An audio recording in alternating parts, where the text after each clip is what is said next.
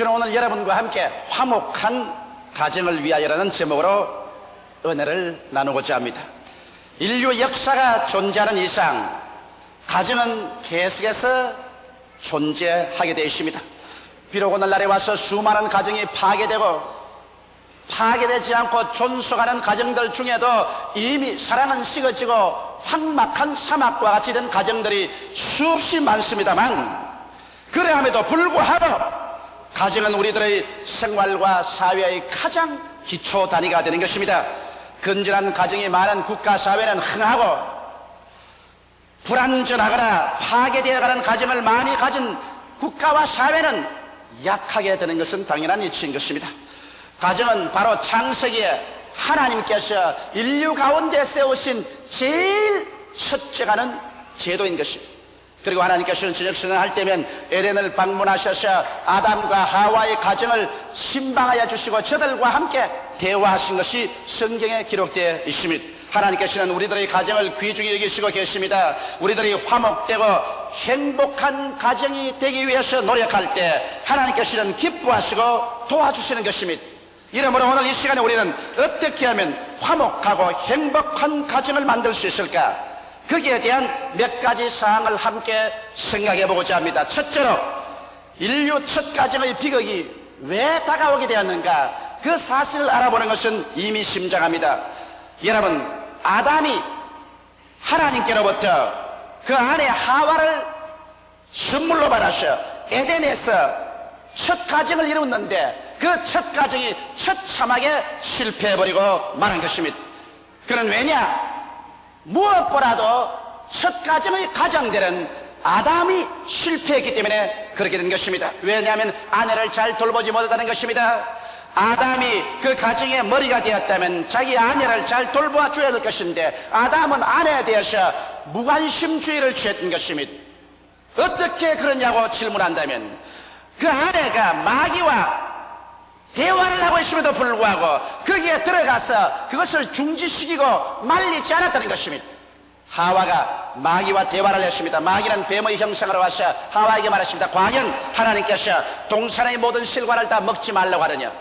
하와가 하는 말이 동산의 모든 실과를 다 먹되 중앙에 있는 선악을 하는 실과는 먹지도 말고 만지도 말라, 죽을까 하거라, 그렇게 말했다고 거짓말을 했습니다. 여러분, 하와가 말한 것은 정확한 하나님의 말씀의 인용도 아니고 하나님의 말씀을 잘못 인용한 거짓말인 것입니다. 그러함에도 불구하고 이와 같은 마귀와의 거짓된 대화를 하고 있는 그 아들을 아담은 그대로 내버려 두었다는 아내에 대한 무관심, 이것은 대단히 아담에 대해서는 중대한 직책상의 잘못인 것입니다. 그뿐 아니라 아내가 중대한 범죄를 할 때 말리지 않으셨습니다. 그 아내가 손을 내밀어서 그 과실을 따먹는 그 장면에서 아담이 바로 그 옆에 있으면서 아담은 하나님의 말씀을 분명히 알면서도 그는 그 아내의 하는 짓을 말리지 않았었습니다. 그러므로 여기에 볼 때 아담은 그 아내의 행동에 관해서 무관심한 대표적인 남편의 한 모습인 것입니다. 이러므로 오늘 에덴 동산의 실패는 바로 아담의 지도력 상실을 말하는 것입니다. 그뿐 아니라 그는 아내가 시킨 대로 했습니다. 아내가 그 실과를 따먹고 그걸 따서 또 자기에게 줄 때 그는 두말하지 않고 아내의 실과를 따먹었습니다. 하나님의 말씀을 알면도 불구하고 말씀을 거역하기까지 하면서 아내가 주는 실과를 그대로 먹고 같이 하나님을 반역한 죄를 지은 것을 보게 될 때 아담은 전적으로 그 부인에게 꼼짝 못하는 남편의 대표자가 되어버리고 말한 것입니다.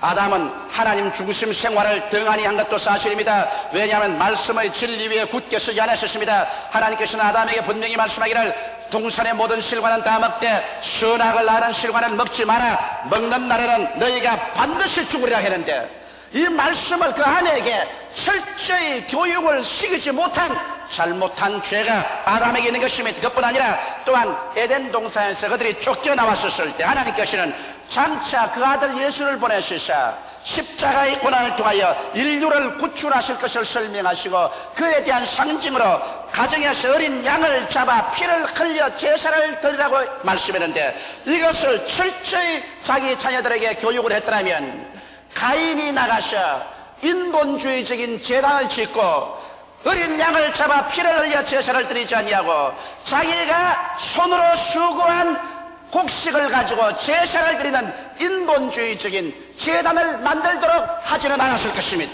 그러므로 그는 가정의 머리로서 그 지도력을 발휘하지 않았고 가정의 제사장으로서 하나님을 섬기는 일을 성실히 행하며 그 자녀들에게 가르치지 않았기 때문에 그는 가장으로서 실패하고 아버지로서 실패했습니다. 그 결과로 가정이 풍지박산이었습니다. 맏아들이 둘째 아들을 쳐서 죽이는 비참한 비극을 가져오는 실패한 가정을 갖고 마는 것입니다. 그 결과로 아담이 저지른 이 잘못이 그 대대후손인 오늘 우리에게까지 수많은 슬픔과 절망을 가져오고 있는 것입니다. 그러면 우리는 아담의 본을 받지 않기 위해서 어떻게 해야 할까요? 아담과 같이 비극적인 가정을 이루지 않기 위해서 무슨 대책을 세워야 될까요?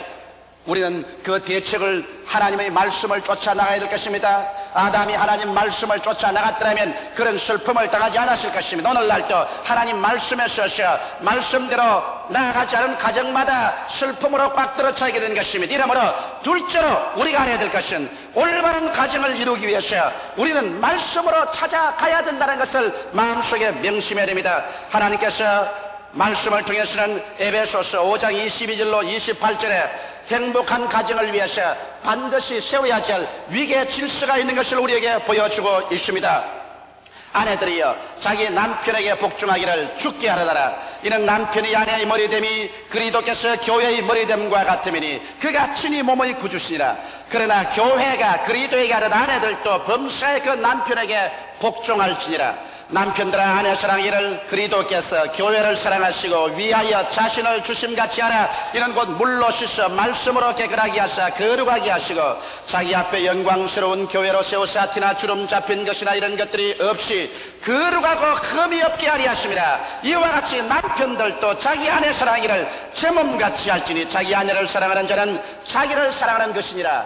여기에서 하나님께서는 한 가정을 이루고 난 다음 그 가정에서 남편과 아내의 위계 질서와 그 있을 자리를 분명하게 설정해 주고 있는 것입니다. 아담이 실패한 그것을 되풀이하지 않기 위해서 하나님께서 우리의 가정에 행복하고 화목된 가족들이 모여서 살 수 있도록 교훈을 주신 것입니다. 오늘날 사람들은 남존 여비다, 여존 남비다, 남자가 위다, 여성 상위 시대다, 여러 가지 인간들이 지어낸 말들을 하고 있는 것입니다. 그러나 성경에는 남자도 위에가 있지 않고 여자도 위에가 있지 않고 남자와 여자는 하나님이 창조할 때 동등하게 창조한 사실을 분명하게 보여주고 있는 것입니다. 만일 하나님께서 하와를 지었을 때 아담의 머리뼈를 취해서 하와를 지었더라면 하와는 남자보다도 더 높은 여성 상위가 되고 말 것입니다. 그러나 하나님께서 남자의 머리뼈를 취해서 하와를 짓지 않으셨습니다.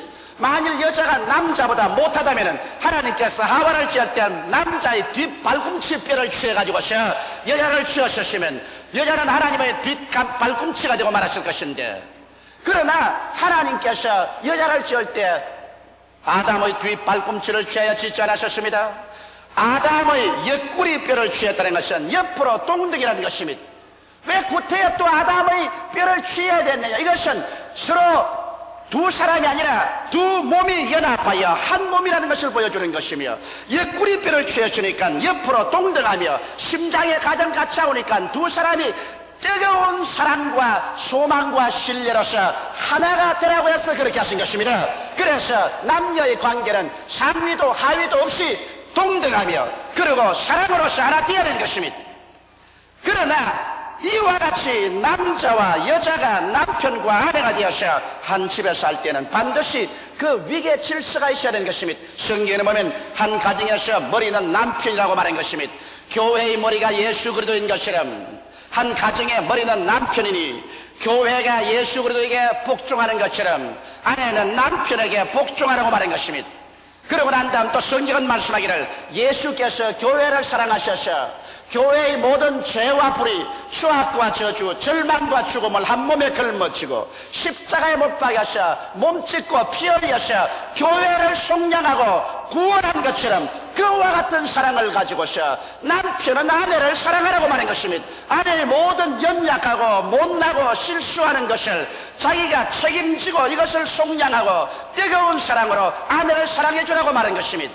이와 같은 위계 질서와 사랑과 복종의 관계가 없이는 행복한 가정이 이루어질 수가 없습니다. 남편이 아내에게 복종만 강요한다면 이것은 독재적인 가정이 되고 말 것이요, 남편이 아내의 사랑만 하고 아내 시키는 대로만 따라간다면 아담과 같이 무질서한 가정이 되고 말 것인 것입니다. 이러므로 한 가정이라는 것은 여러분 동등한 인권을 가지고서 하나님을 사랑함과 동시에 부인은 남편에게 복종하고 남편은 희생적인 사랑으로 부인을 사랑해서 앞에서 사랑으로 인도해주고 뒤에서 믿음과 복종으로 밀어주면 두 사람이 연합하여 행복한 가정을 이룰 수가 있는 것입니다.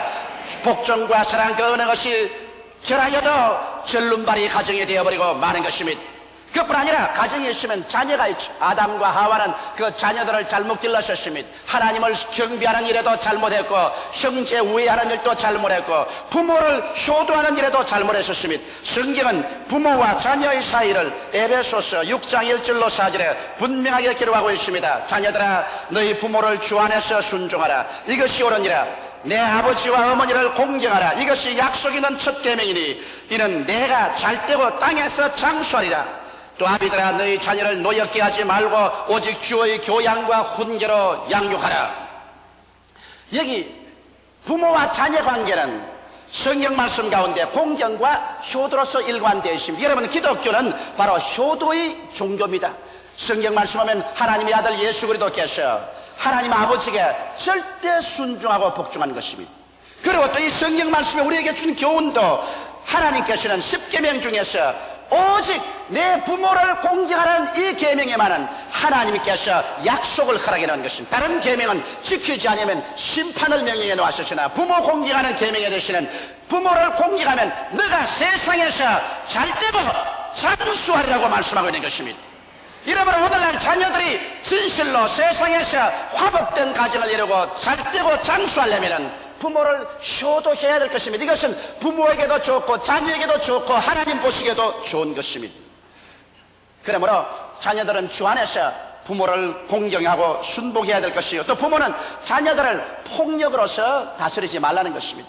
자녀는 부모 개인 소유물이 아닙니다. 성경은 말씀하기를 자녀는 여호와의 주신 기업이요 태의 열매는 거의 상급이라고 말한 것입니다. 하나님께서 기업으로 주시고 상급으로 주시니 이를 받아서 잘 가꾸고 잘 돌보고 또 귀하게 먹여야 될 것이기 때문에 폭력으로 하지 말고 잘 자녀를 하나님의 말씀을 가지고 양육하고 돌보고 주 안에서 훈계와 교양으로 길러야 할 것인 것입니다. 이래서 부부간의 위계 질서가 올바르게 쓰고 그리고 부모 자식 간의 효도와 사랑으로서 하나가 되는 이 가정이 되어야 비로소 그 가정의 행복이 싹트기 시작하는 것입니다.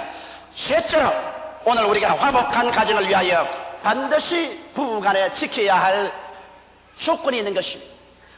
가정이란 농부가 농사 짓는 것과 같아서 애쓰고 힘써서 땀 흘려 노력해야 좋은 수확을 거둘 수 있는 것처럼 그와 가정도 마찬가지인 것입니다. 그대로 가만히 내버려 두어서 좋은 가정이 이루어질 것이라고 생각하는 것은 씨만 뿌려놓고 난 다음에 가을에 좋은 곡식을 수확할 것이라고 생각하는 농부의 어리석은 생각과 같을 것입니다. 이러므로 우리는 화목하고 행복한 가정을 위하여 노력하며 지켜야 할 것을 지켜야 될 것입니다.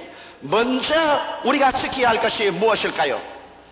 여러분 좋고 행복한 가정을 이루기 위해서는 하나님과 친밀해져야 되는 것입니다. 함께 믿고 함께 바라고 함께 사랑하는 생활의 합일점, 여기에서 온 가족 생활이 마음이 하나가 되어야 될 것인 것입니다. 아버지는 하루 종일 직장에서 일하고 또 어머니도 직장 혹은 가정에서 일하고 자녀들은 학교 가고 서로 자기의 맡은 바 직무를 따라서 뿔뿔이 바쁘게 헤어져서 돌아간다 할지라도 온 가족 생활이 한 가지 점에서 마음이 합일점에 도달할 수 있는 것은 하나님 앞에 가정 예배로 함께 모일 때 한 하나님 아버지를 모시고 한 구주 예수를 사랑하고 한 성령으로 충만해서 믿음이 하나요 소망이 하나요 사랑이 하나가 되어서 마음의 합일점을 가져야 그 가정이 행복한 가정을 이룰 수가 있는 것입니다.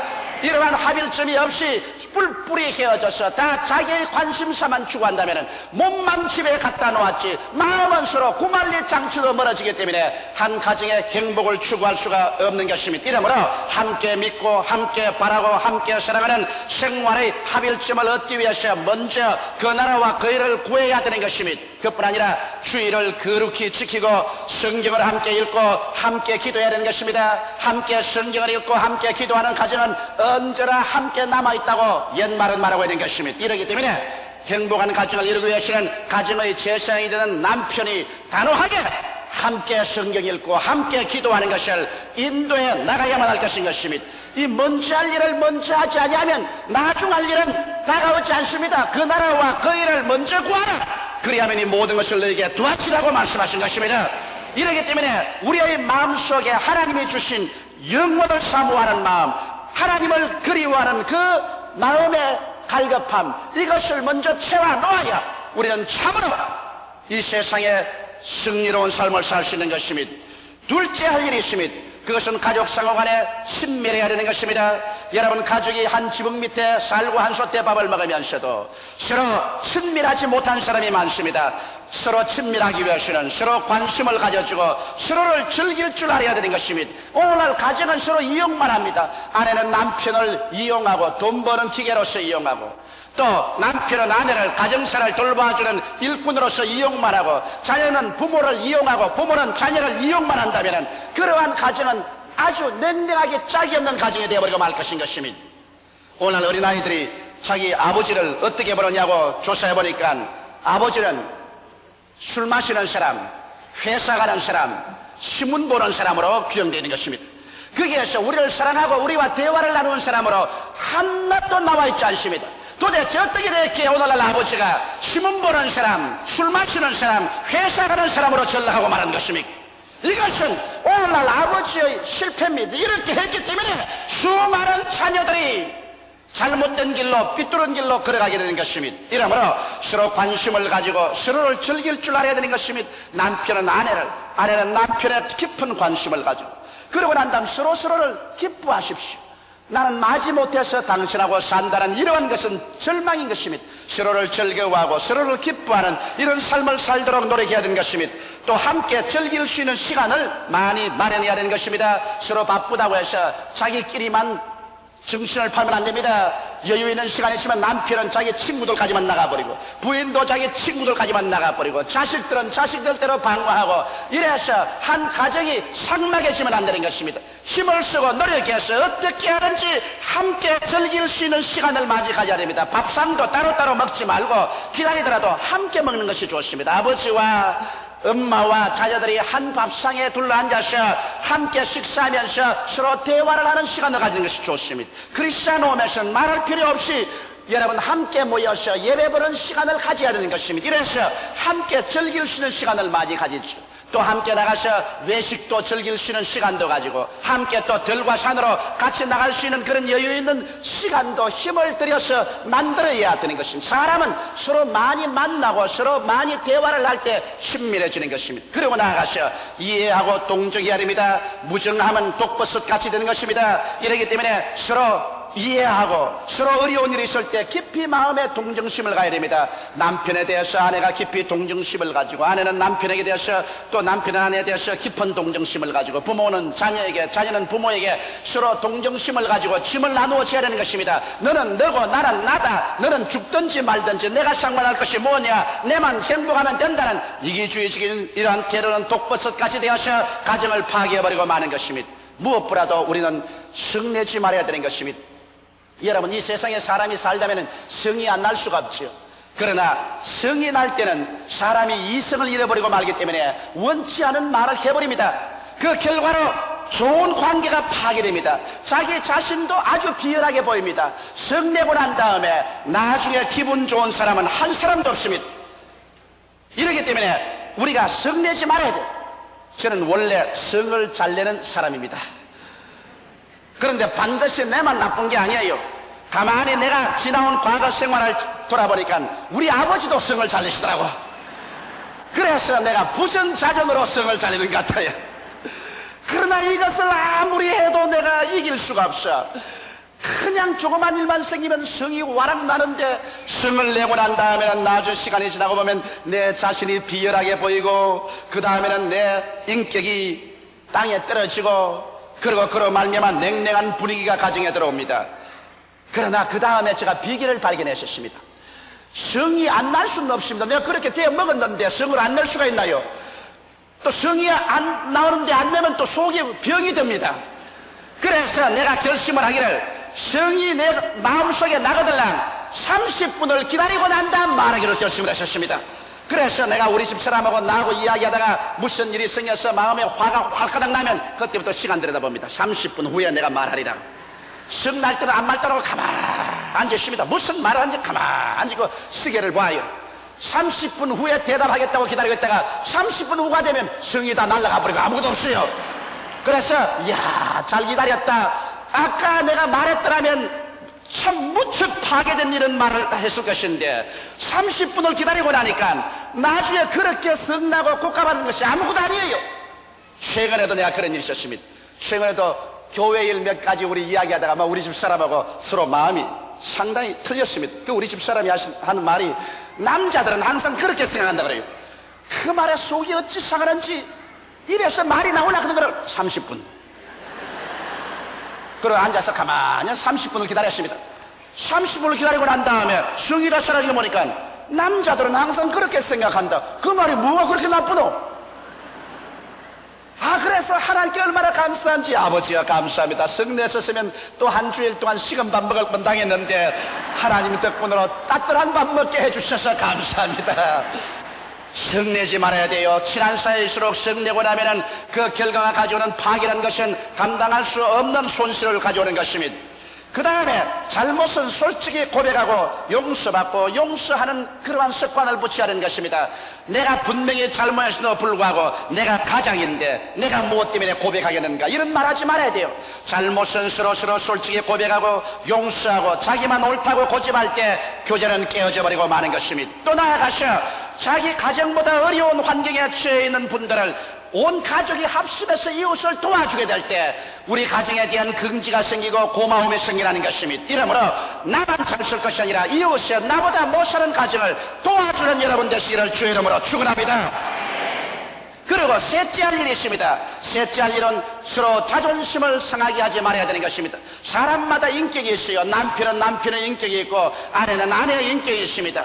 옛말에 지렁이도 밟으면 꿈틀거린다는 말이 있는 것입니다. 이러므로 서로 인격에 손상을 갖다 주게 되면 그 가정이 아무리 좋은 집을 짓고 좋은 옷을 입고 호의호식하고 아무리 물질적으로 풍요하더라도 내적으로 처참하게 파괴되어버리고 마는 것입니다. 사람들은 모두 다 자기의 자존심을 가지고 있습니다. 자존심에 심한 파괴를 가져오면 어떠한 환경에도 사람은 파탄내려고 마는 것입니다. 이렇기 때문에 부부간에 서로 인격을 존중하십시오. 자존심에 상처를 입히는 행동이나 말을 하지 말아야 되는 것입니다. 그러기 위해서는 서로 과거의 잘못을 들추어내지 말아야 됩니다. 남편이나 아내가 과거에 사람인 이상 잘못한 것이 많습니다. 그 과거를 들추어내가지고서 아따 당신은 언제 그렇게 했지, 너는 뭘 잘했노, 과거를 들추어내면 인격에 무슨 모욕이 오는 것입니다. 그러므로 과거는 지나갔으면 예수의 보혈에 덮어버리고 좋은 과거만 들추어서 말하고 나쁜 과거는 말하지 않는 여러분 되시기를 주의 이름으로 축원합니다.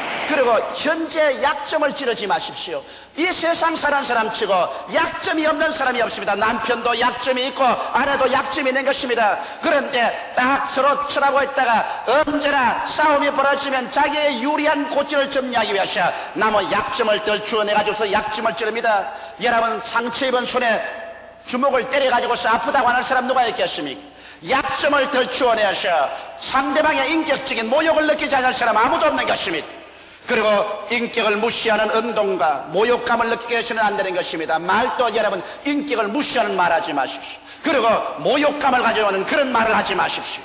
더구나 자녀들 앞에서 남편의 모욕을 주고 아내에게 모욕을 주는 그런 말을 하고 나면 이것은 잊을 수 없는 상처를 가져오는 것입니다.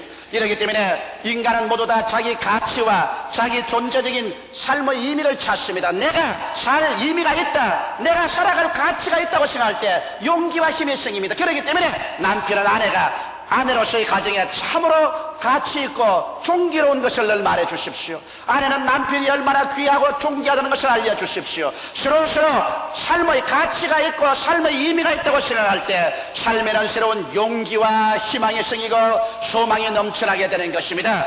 가정이 행복할 때 이 사람은 사회생활에 나갈 때도 생기 발랄하고 소망차고 꿈과 믿음을 가지고 용기 있게 인생을 살아갈 수 있는 것입니다. 다 같이 기도드리겠습니다. 살아계신 아버지 하나님이시여, 오늘 예수 이름으로 기도하노니 주께서 성령으로 역사하여 주셔서 아담의 가정과 같이 파괴적인 가정이 되지 말고 참으로 화목되고 행복된 가정을 주 안에서 이루게 하여 주옵소서. 예수님 이름으로 기도하옵나이다. 아멘.